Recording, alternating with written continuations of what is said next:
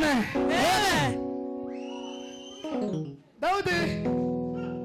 Amen. Daudi Egeze myinshi ababaye akakaa siku mingi na huzuni ababajwe yuko isanduku y'isezerano ritari mu mugwa, kwa sababu sanduku la agano limeibiwa ama limetekwa nyara, ritari mu mugwa, likiwa haliko ndani ya mji.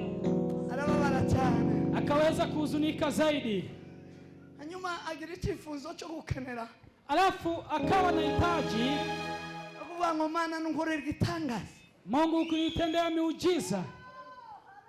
Imana ikongera ikemera kuba muri Israeli, Mungu akubali kukaa ndani ya mji wa Israeli, mu mugwa wa Daudi, katika mji wa Daudi. ayimubwira ngo Mana nzoguturira, akasema Mungu nitakutolea sadaka. nzabyishimira, byari biremerereye umutima we, ilikuwa imelemea ndani ya moyo wake. warangize Imana imugirira neza, alafu Mungu akamtenda mema. sanduku y'isezerano riragaruka, sanduku la agano likaweza kurejea, riraza ngo riteze amarembo, ritusa amarembo. lilipokuja karibu na lango, amarembo ya Yerusalemu, lango lenye Yerusalemu, atangazwa n'iki Imana ikoze, akaweza kushangaa na kile Mungu ametenda. aburi kindi kintu yoyitura, akakosa sadaka nyingine anaweza kumpea. ariko nabwo ngo yeretswe cyanditswe kiri mu Waroma 12, akaweza kufunuliwa andiko limo katika Warumi 12. amenya ko nta kindi gitambo Imana yoshobora kwemera ingana mariza ifaranga zari wiwe zari nyinshi. Akafunuliwa ya kwamba hakuna dhabihu nyingine Mungu anaweza kubali, kwa sababu madhabihu ilikuwa mingi kwake na pesa. Iwe yarazifite nyinshi, yeye alikuwa na mali kila aina, ariko ngo ayibone, lakini alipomwona arachebura, akaweza kuwa tayari kumchezea, arachebura, akawa tayari kwa kumchezea. Akasema hakuna jambo lingine.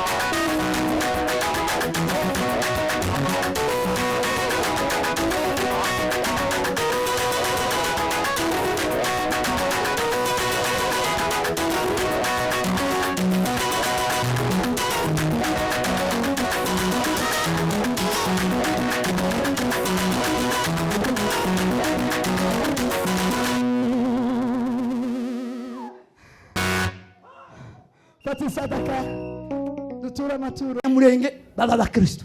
Mungu aliniambia nayo ndimo mabwira ngo nimureke kuba abagorora nabega muba bakristo, ngo mare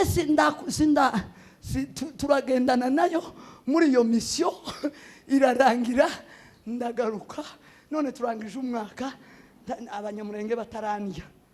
Yani Mungu alisema ya kwamba tutowe desturi ndani za nira za ukoo wetu ili tukaweze kuiweka kando, lakini tukaenda safari ya miaka 7. Nibutse umunsi Dio yampamagaye arambwira ngo abanyamurenge bene wanyu bambwiye ngo nze nshireho igufuri ngo kuri iryo kanisa. Nakumbuka siku Dio alinipigia, wameniambia nikuje nifunga kwa kanisa kako kwa sababu wewe hauombe kama wa Kongo. Sasa kuna siku dia alinipigia simu akaniambia watu wa kwenu wamesema nije kufunga hiyo kanisa lenu kwa sababu sisi hatuombi, wewe hauombi kama wenzako wa Kongo. No rero. Kwa hiyo kubivuga kusema hayo biragoye. Ni vigumu. Mana yarambwiye ngo dusore kubombora no kubomboka. Bamwe barahunga bava muri kanisa baja muri ano makanisa yandi. Mungu akasema tuondoe kutorosha katika kanisa hili. Kubera ko duciye kubombora. Kwa sababu tumekataa kutorosha. Kubombora twaraguciye si umuco wa Gikristo. Kutorosha tumekataa, sio tabia za Ukristo. Munyetorero watu wabombotse cyangwa wabomboye. Hakuna mwanamemba wa kanisa hili alitorosha. None ko muragira ngo kugendana n'Imana muri ivyo bihe. Kwa hiyo unafikiri kutembea na Mungu katika nyakati kama hizo? Ndidukwiye kwishima. Tunafaa kumshukuru. Ndidukwiye kwishima. Hatufai kumshukuru. Ndidukwiye kwishima. Tunafaa kumshukuru. Haleluya! Haleluya! Uyu no mugabo bigeze gukora inama bakora inama nazarambwira muvandimwe we. Inama ziraha inshuti barakugirana. Yewe nuko turasengana nawe haramfasha gusenga. Kuna mtu fulani yako hapa. None twabona ko ndi howa. Bigeze kumbika. Barabika baravuga ngo Apotre Nteziryayo bamukubitiye mu muhanda bamwishe. Kuna siku waliwahi sema nimekufa, wamenichapa kwa barabara nimekufa. Hata magara abantu bari muri Amerika ngo byagenze bute wapfuye. Walikuwa wakinipigia simu wakiniuliza, "Je, umekufa?" Ndari. Nikasema niko. Ndari. Mimi naishi, niko. Ndari. Niko mimi ndio huyu.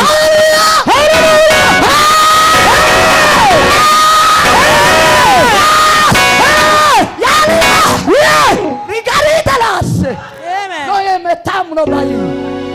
Ribariga diresto crefro mari de fans. Hari igitero kivuga ngo kuna ntabitambona n'amagambo zasobanura ishimwe ryawe zanyu umutima umenetse nk'igisobanuro cy'amashimwe. Imana niyakira umutima umenetse. Mungu apokee moyo huyu mkunjuvu. Ari muvandimwe bigeze kumbwira ngo babaha ifaranga abahungu ngo banice nibamara baje muri M23. Ndabasatse se kugira ngo ubone inzira yo kuja muri M23 nuko unyica. Sasa kuna mandugu waliambia wamepewa pesa ili wakaweze kuniua ndio waende kupigana kule M23. Waje kuje tukavugana, kuja tuongee. Noneho ngagusengera tugashaka inzira ugendamo neza utagiye unyica. Kunyica ni tikese ngo yari yabuze itike kuja muri M23 ngo baramubwira ngo umuntu arababwira ngo nuwichande wezi tike. Kuna mtu aliwaambia kijana huyo alikuwa amekosa pesa ya kwenda, lakini wakamwambia ukimuua Apostle Nteziryayo utapata fare ama nauli ya kutosha ya kufika kule M23.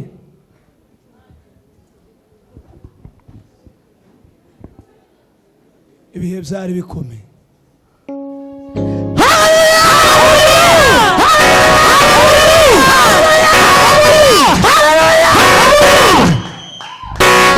Sinishimye ko ndazapfa.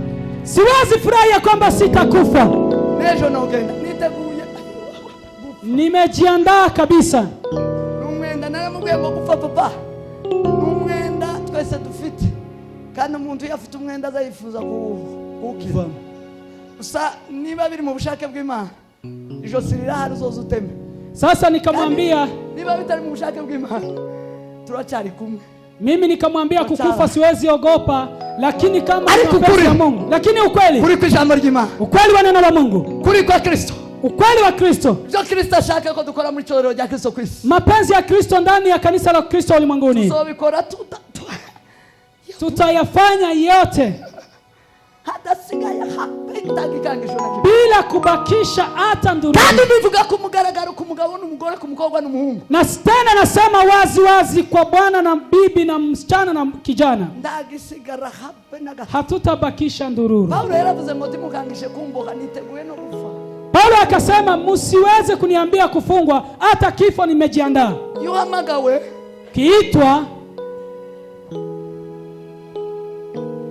reka twakire ijambo ry'Imana. Wacha tupokee neno la Mungu. Makofi mazuri. Karibu. Karibu.